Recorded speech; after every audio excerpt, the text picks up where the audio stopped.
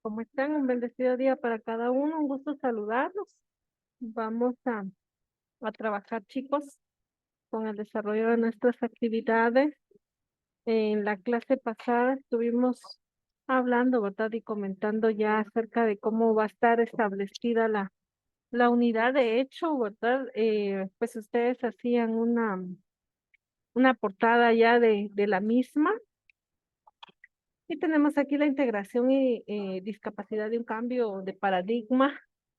Vamos a hablar acerca, ¿verdad?, de algunas cuestiones como de inclusión que se tiene dentro de nuestra sociedad, pero vamos a tomar en este caso el primer tema que aparece acá como tal. Entonces tenemos la integración y la discapacidad, un cambio de paradigma. Dice la discapacidad es un tema cargado de prejuicios, estereotipos y presunciones.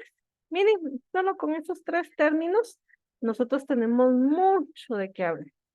El ser humano de por sí establece mucho la situación, ¿verdad?, de prejuicios en la sociedad al establecer en un momento determinado cómo la sociedad se manifiesta, cómo se presenta, cómo en algún momento nosotros damos oportunidad a las personas o cómo se las negamos, ¿verdad? Y eso es en todas las esferas. No solamente piensa usted que cuando hablamos de oportunidad estamos hablando en el área escolar o en el área laboral, sino que en todo. Cuando yo permito involucrar a las demás personas, ¿verdad? Con capacidades distintas.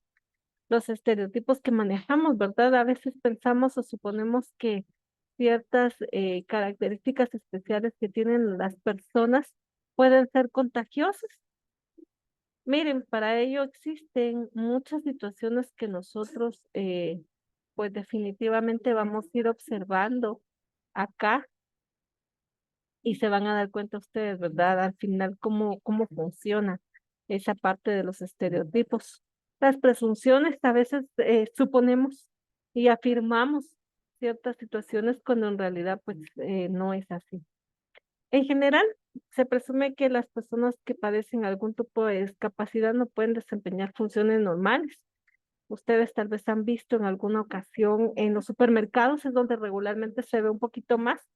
Por ejemplo, las personas, ¿verdad?, que no escuchan y que no pueden hablar, ¿verdad? Ellas regularmente siempre son cajeras en algunos supermercados o ayudan a empacar los objetos, pero siempre existe esa parte, ¿verdad? Que les decía de inclusión o de integración. Acá dice, se ven consideradas y deben ser tratados especiales derivados de la compasión y caridad que uno pueda tener, pero lejos de eso, pues definitivamente es algo normal en el ser humano que debemos de manejar. No debemos de limitar, ¿verdad?, la participación de ellas como tal. El paradigma generalizado, en este caso, denomina el tema de las discapacidades. Y acá vamos a observar, en Guatemala, por ejemplo, ustedes tal vez han escuchado sobre aquella institución de Fundabien, ¿verdad? Que ayuda a las personas con capacidades distintas.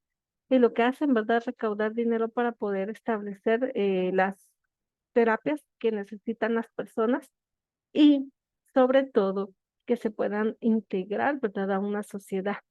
Acá en Guatemala tendríamos que tener esa parte. Acá si ustedes pueden observar la misma imagen que nos muestra nuestro libro, pues hay una persona en silla de ruedas. Tendríamos, ¿verdad?, en algún momento en Guatemala que tener rampas en todas las aceras. Tendríamos que tener semáforos que beneficien a las personas con estas capacidades distintas, señalizaciones, miren, todo lo que incluye esta parte de integración de las personas es importante que todos lo manejemos y por eso, ¿verdad? Esas condiciones que faciliten la adaptación de las personas a una sociedad, a un centro educativo, a un centro laboral, a un centro social, a un centro recreativo, en todas las esferas del ser humano debe de existir esa integración. Las capacidades diferentes o capacidades especiales desencadenan probablemente, dice, algunos de los casos más sombríos y desafortunados de la exclusión. Vuelvo a repetir, hay muchas personas que tienen algunos impedimentos, ya sean físicos, sensoriales, visuales, auditivos, psicológicos, muchas situaciones que muchas personas tienden a tener un rechazo hacia las personas con estas cualidades. Y con ello, ¿verdad? Pues no solamente hacen sentir mal a la persona de por sí, de la capacidad distinta que pueda tener, sino también, ¿verdad? En la forma interna de la exclusión que se genera con ello. En Guatemala aproximadamente 1,5 millones de personas sufren de algún tipo de discapacidad. Una cifra abrumadora que refleja la importancia, ¿verdad? Que debe tener como tal el país, el Estado y el ciudadano para poder erradicar toda esa situación que en algún momento limita. Recuerden, ¿verdad?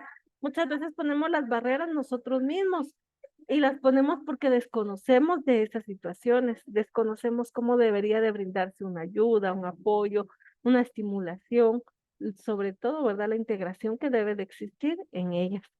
Y aquí nos dice las cifras de discapacidad son de 1,6 millones de los guatemaltecos, de 152 millones el monto de quetzales que se destinan hacia ese área, aunque les mencionaba, ¿verdad? Con antelación que también existe, ¿verdad? La institución de Fondavién que favorece en esta parte. El porcentaje del presupuesto general de la nación destinado ante esta discapacidad es del 0,68%. Luego tenemos que la inversión promedio se invierte en atención a discapacidades a menos de 100 personas. En este caso vamos a entender que todo esto que nosotros hemos mencionado, todas las características, todas las cualidades, todas las personas que presentan, ¿verdad? Esos prejuicios que mencionábamos, pues hacen más lento, ¿verdad? El desarrollo del país por la exclusión que existe. Y acá dice, tenemos las medidas contra la exclusión por ciertas discapacidades. En esta parte que aparece en el libro no es tan visible. Y entonces lo que vamos a hacer, por favor, es, en este momento, como ya comenzamos, ¿verdad? Ya tienen ustedes su portada, ya dimos inicio. Entonces, por favor, vamos a resumir la integración y la discapacidad solamente, porque en la otra clase les va a quedar de tarea, por favor, desarrollar las medidas contra la exclusión por discapacidad.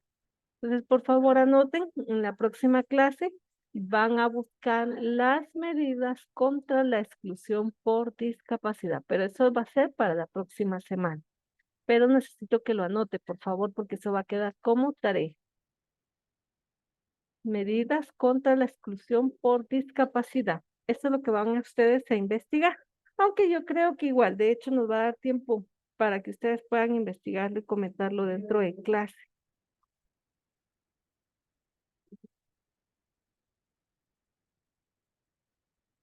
¿Dudas al respecto? No, teacher. Gracias, Claudia. Gracias, Ángel. Muy amables. Entonces, por favor, ya tenemos esa parte que les mencionaba de investigación y entonces yo voy a regresar a esta otra. Por favor, este es el resumen que vamos a hacer en este momento en clase. Y yo les decía siempre, se los vuelvo a repetir, siempre van a haber espacios dentro de la clase para que ustedes puedan desarrollar las tareas. No hay necesidad de que nos llevemos trabajo, ¿verdad? Para la tarde. Ahora es el momento que ustedes pueden establecer. Trabajemos, por favor, y cualquier situación me lo hacen saber.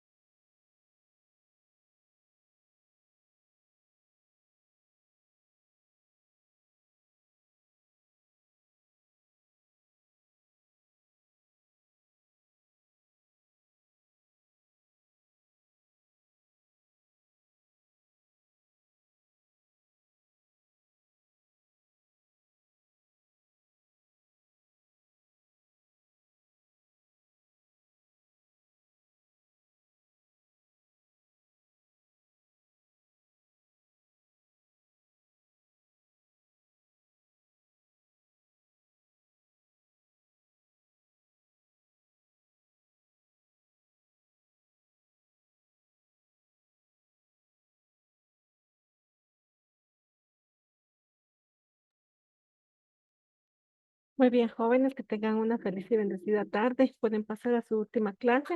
Nos Gracias. escuchamos Adiós, Miss. la próxima semana. Adiós, Claudia. Nos vemos, teacher. Feliz día, Ángel. Adiós, Miss.